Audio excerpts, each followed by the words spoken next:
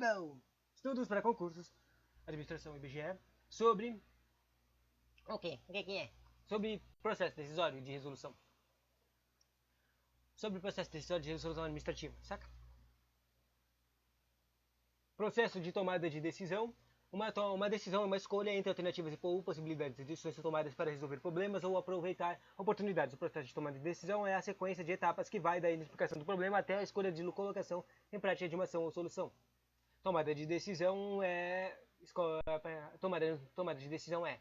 Todos nós tomamos diversas decisões durante a nossa vida. Essas decisões podem ser complexas ou simples. Dentro das organizações também não tomamos decisões. De certa forma, boa parte do trabalho de um administrador é a tomada de decisões. De acordo com Maximiano, o processo de tomar decisões é uma ingrediente substancial e inseparável das atividades de planejamento, organização, direção e controle, o PDCO, estudado na administração.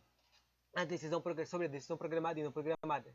Decidir nada mais é do que escolher entre alternativas para poder resolver um problema ou atingir um objetivo. Dentre os diversos tipos de decisões, podemos classificá-las como programadas e não programadas. Programada é rotineira, padronizada e não programada é incomum. Vamos praticar uma questão. Na universidade, o desenvolvimento de novos recursos didáticos para uso nas salas de aula é um exemplo de decisão programada. Desenvolvimento de novos recursos didáticos. Por que isso é programado? Porque isso faz todo ano. É uma coisa que é rotineira, entende? Tem que criar novos recursos didáticos. Apesar de, se você usar o contexto de recursos didáticos, a verdade é que é mó mentira isso aqui. Tipo, isso já foi estudado várias vezes por várias pessoas científicas. Basicamente, novos recursos didáticos não precisam ser atualizados toda hora e todos os anos e toda quanto.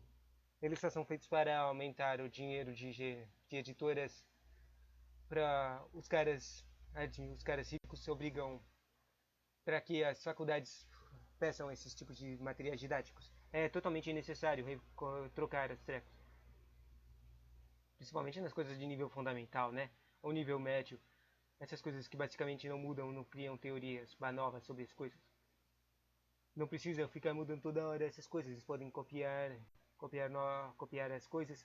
Ou simplesmente, se fossem uma boa gerência, eles só mandariam as palavras, as apostilas antigas para as apostilas antigas que não foram utilizadas, ou apostilas antigas que foram utilizadas para reuso das pessoas para economizar a destruição de materiais novos, porque elas só são, a maioria dos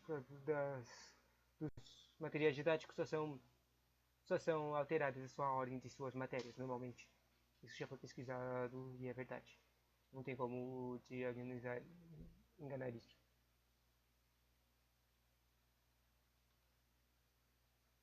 Próximo. Nas organizações, as decisões rotineiras e as decisões causadas por variáveis diversas são denominadas respectivamente a contínuas informações gerenciais de apoio e decisões não estruturadas e de apoio de decisões decorrentes de informações gerenciadas ou estruturadas e não estruturadas. Você lembra das duas lá? Falou que era a contínua, quer dizer, a que é rotina e a que não é rotina, né? Qual era mesmo o nome disso? Rotineiras e as decisões causadas por variáveis diversas são denominadas respectivamente rotineiras contínuas de apoio estruturadas. Não, era tipo uma coisa e outra que é a não coisa, né? Então, tá tudo errado aqui. Estruturadas e não estruturadas. Esses são os nomes. Acertamos. Programada e não programada. Tomada de decisão individual e grupo. Grupo contra individual. Primeiro, o grupo tem maior qualidade na decisão. O individual tem uma responsabilidade mais clara. No grupo gera mais alternativas. No individual tem menos conflito no processo decisório. No tomada de decisão, o grupo gera maior motivação e envolvimento. E o individual é mais barato e rápido. Etapas da tomada de decisão: 1, 2, 3, 4, 5. Identificação do problema, diagnóstico da situação, desenvolvimento das alternativas, avaliação das alternativas e escolha da melhor alternativa. O processo decisório é composto por certas etapas: identificação da situação ou do problema, diagnóstico da situação, desenvolvimento e avaliação das alternativas e a escolha da alternativa. Daí, princípio do Pareto é o 80-20, né? O princípio do Pareto é uma das técnicas utilizadas no gerenciamento e este é um conceito antigo baseado no trabalho de Vitor Pareto do século XIX, mas muito utilizado até agora. Essa coisa, ela é engraçada, essa coisa do 80-20, porque ela é utilizada para o contrário também. É, 80. Ele é usado para várias coisas. Nem vou tentar explicar. Muitos conhecem como regra 80-20. Ele é muito bom para que podemos identificar quais são os itens mais importantes de uma situação e quais são os aspectos pouco importantes. Gráfico de Pareto. Podemos identificar quais são os itens mais importantes em uma situação e quais são os aspectos poucos importantes. Gráficos de Pareto, poucos fatores importantes, ou muitos fatores insignificantes. Poucos fatores importantes, causas e efeitos. Ou muitos fatores importantes, daí você fica causas e efeitos. Parece forças e fraquezas, né? Na verdade, eu olhando o gráfico de Pareto, não tinha notado quando eu li de relance, mas parece que o 20% é os poucos fatores importantes, ou seja, 20% ele no Pareto aqui de decisão, ele diz que 20% das decisões são realmente importantes e 80% das coisas, os outros 80% dos fatores não são, na verdade, não são realmente importantes, eles são insignificantes, que diz aqui. Depois, próximo ferramenta de decisão é o diagnóstico de situação. Esse aqui eu já vi numa questão de prova. O diagrama de Chicago, que também é conhecido como espinha de peixe ou diagrama de causa e efeito, é uma ferramenta que nos possibilita entender melhor o processo ou o problema. Essa aqui é muito irritante, porque eu já errei ela. Praticamente, a questão falava essa coisa aí de causa e efeito, só que de um jeito muito estranho, que não dava pra entender que ela tá falando de causa e efeito. E daí, eu não consegui identificar que era a coisa do Ishikawa. No diagrama pode-se estruturar e hierarquizar as principais causas que podem estar gerando um determinado efeito que queremos estudar, ou seja, analisamos os efeitos e as quais seriam as principais causas, causas e efeitos, entendeu? Causas e efeitos, causas e efeitos, causas e efeitos, causas e efeitos. Podemos estruturar e hierarquizar as principais causas que podem estar gerando um determinado efeito que queremos estudar. Daí, aqui um exemplinho da causa e efeito do diagrama de Chicago e por que é conhecido como espinha de peixe. É porque se você desenhando ele como um organograma, ele viraria, ele pareceria aquela coluna de peixe lá, que é tipo uma coluna vertebral com umas linhazinhas para cima e para baixo do peixe. Daí o exemplo aqui, ó, por que ocorrem acidentes de trânsito? Daí ele vai lá e separa em veículos, vias, fiscalização e motorista. Essas quatro coisinhas e elas vão se separando ainda mais. Os veículos são separados em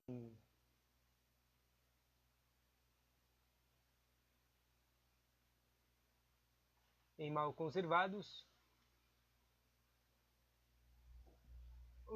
As vias são separadas em causas de sem sinalização. Os motoristas não é educado adequadamente.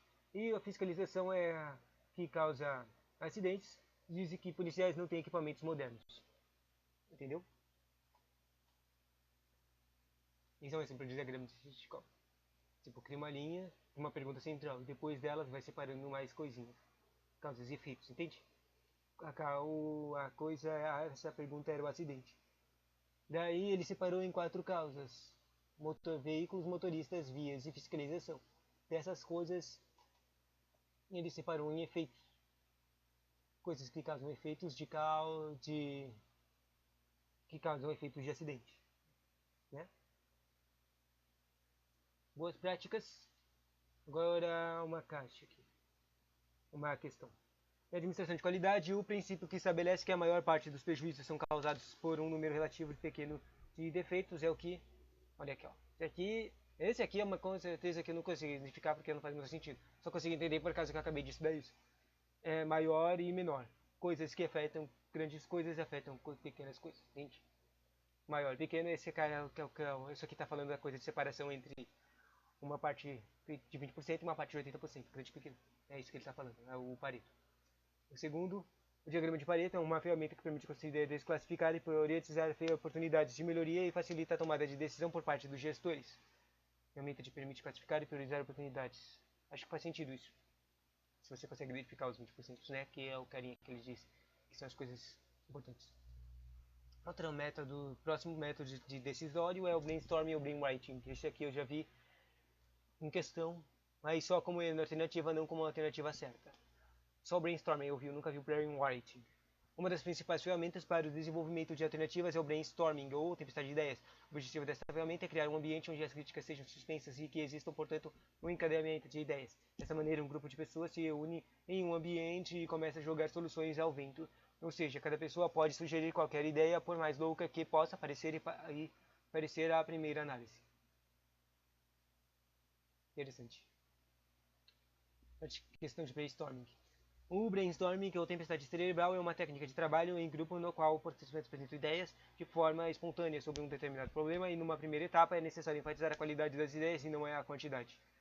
Errado. O brainstorming é ao contrário disso. Tipo, o começo parece certo, mas o segundo é a parte, essa qualidade que é enfatizar a qualidade e não quantidade, é ao contrário.